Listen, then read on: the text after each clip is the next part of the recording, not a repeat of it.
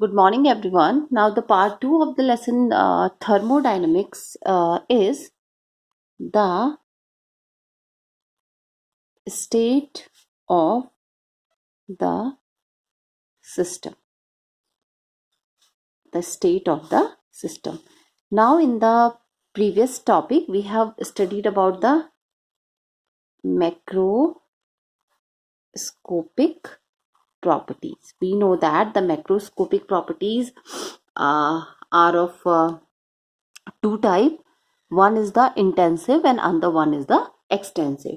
So if the values of the macroscopic properties are definite, if the values of the macroscopic property are definite, so at that time the system is said to be in definite state. If the value of the macroscopic properties are definite, the system are said to be in the in the definite state. So the macroscopic properties of the gases, that is pressure. Pressure is the macroscopic property of the gas. Pressure is designated by P. Volume designated by V. Temperature designated by T, and amount means amount of gas, it is designated by small n, these are also called state variables. These are also called state variables. These are the properties, these are the macroscopic property of the gases, that is pressure, volume, temperature, amount of gas, and these are also known as the state variable or state function. These are also called state variable and state functions, as their value depends only upon the initial and final. Their values depends only upon the initial and final state of a system, and not on the path followed. That's why they are known as the state variables, or they are known as the state function, because their values, the values of the pressure, volume, temperature, and amount of gas depend on the initial and the final state of the system, and they are independent on the path followed by the system. So, to define the state of a system completely, it is necessary to define all the properties of the system, as only a certain number of properties can be varied independently, and his number on the nature of the system. So, next topic is state functions and path functions. This is our next topic. This one is the next topic, that is a state function or path function. So the variable depending only upon the initial and the final state of the system, but not on the path followed, are known as the state function. Here we have already discussed this topic. The properties which depend upon the initial and the final state of the system, and they do not depend on the path followed by the system, they are known as the state function. Example of state functions are, that is pressure, volume. P stand for the pressure, V stand for the volume, U stand for the internal energy. U stand for the internal energy. H stand for the enthalpy. S stand for the entropy. G stand for the Gibbs free energy, and T stand for the temperature. So these are the examples. These are the example of the state function, that is pressure, volume, internal energy, enthalpy, entropy, Gibbs free energy, and temperature. These are the state function because their value depends only on the initial and the final state of the system and do not depend on the path followed by the system. They do not depend upon the path followed by the system. So these are known as the state function. But if we are talking about the path function, so it is different. The variable values of which also affected by the path. The variable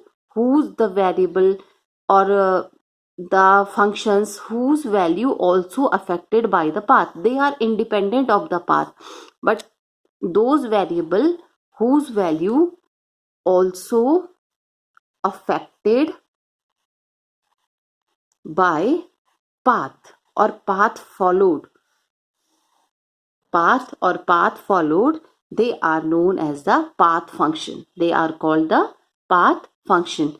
And the examples of the path function is W, that is work, Q stand for heat.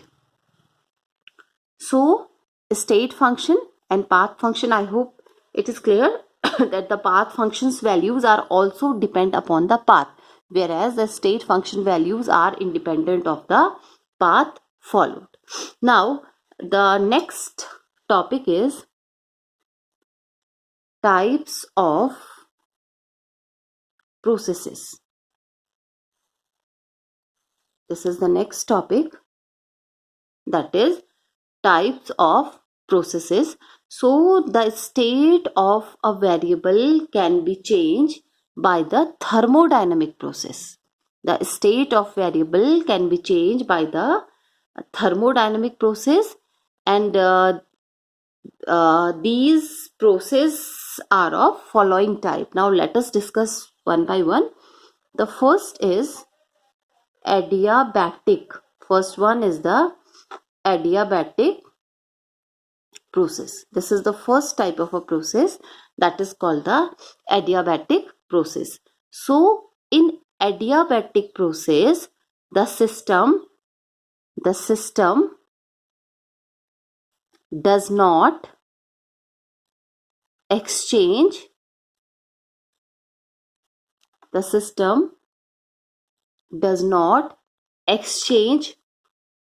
heat with its surrounding.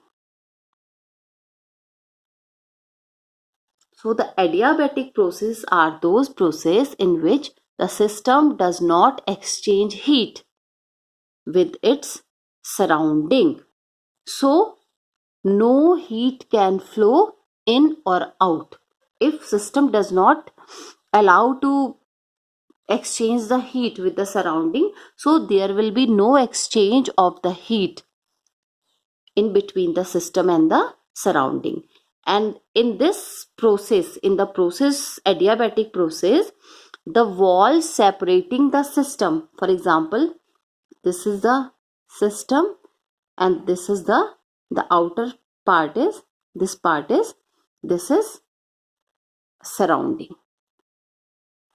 This is the adiabatic chamber.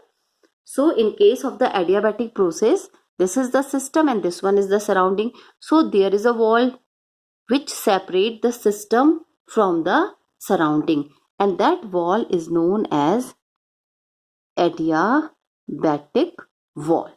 That wall is known as adiabatic wall, and it does not allow the heat to come in or out from the system. So in case of the adiabatic process, dq Now here D is used for change. We have used the term delta for the change as well as D for the change.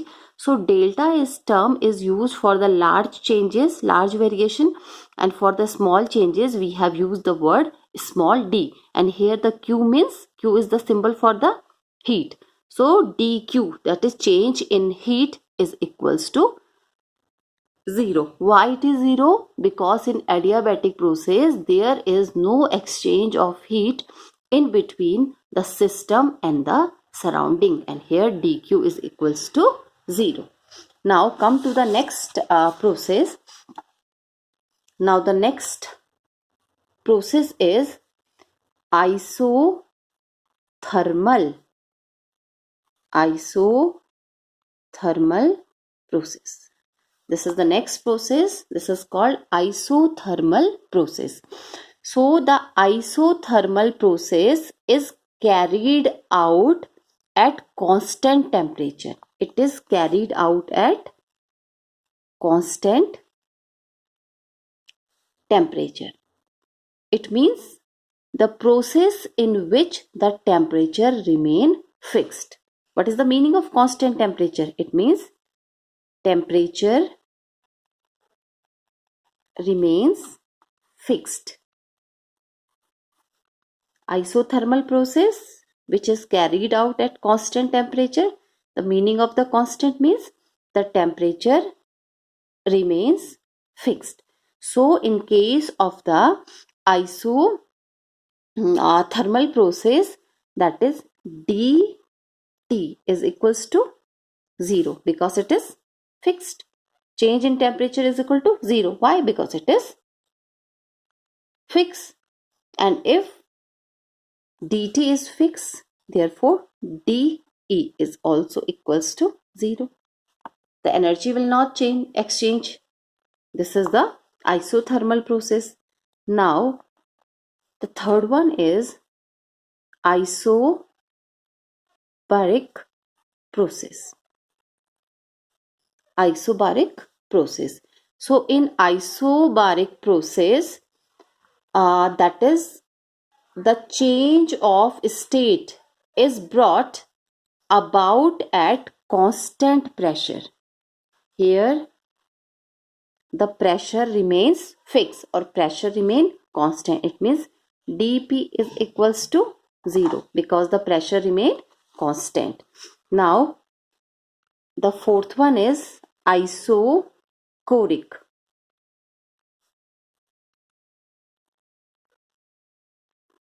That is isochoric process. Now isochoric word is used for the volume. So here in this isochoric process, the volume of a system remains constant. The volume of a system remains constant, and the symbol for the volume is V. D is for the change, that is dV is equals to 0. So isobaric means pressure. Isobar word is used for the pressure. So in case of the isobaric process, the pressure remains constant. In case of the isochoric process, the volume remains constant. Now the next one is the cyclic process. The next one is the cyclic process. When a system is undergone a number of different changes, when a system is undergone a number of different changes and finally return to its initial state, so the process is called cyclic. Number of changes occurs but finally reach to its initial state. So such type of process are known as the cyclic process. And for such process, the change in the internal energy, that is du is equal to dE. The internal energy du and E both are used for the change in the energy, that is the internal energy, or E and U both are used for the same, and D H. Here H word is used for enthalpy. R 0. So dE is equals to 0, dE is equal to du is equal to 0, or dH, that is change in the enthalpy, that is also is equals to the 0, and such type of process is known as the cyclic process. Now the next one is the reversible process. Reversible process, which are reversed. It is clear from the name that these processes are reversed. So a reversible system is defined as a system where change takes place slowly and the direction of which at any point can be reversed. So these are reversed. These processes are the reverse process, and reversible process is an ideal process. The reversible process is an ideal process, and here every intermediate state is in equilibrium with other. If any intermediate state is present, so it is in equilibrium with other. But the main thing is these processes are reversed. These processes are reversed. Now the last one is irreversible process.